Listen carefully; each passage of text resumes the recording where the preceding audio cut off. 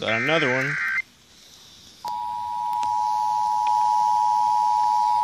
This is the flash flood warning for Los Angeles, California.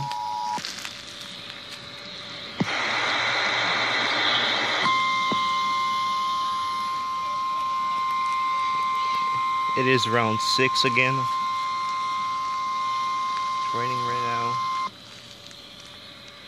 The National Weather Service in Oxnard has issued a flash flood warning for central Los Angeles County in southwestern California, including the central San Gabriel Mountains and adjacent valley communities, until 9 p.m. Pacific Daylight Time.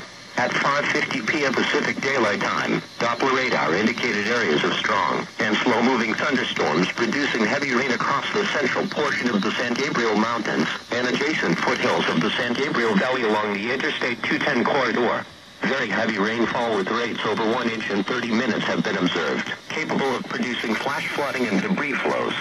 Some locations that could experience flooding include Mount Wilson, Alpena, Sunland, Sorry you can't see that. Sunday Valley, Tujunga, and Montrose.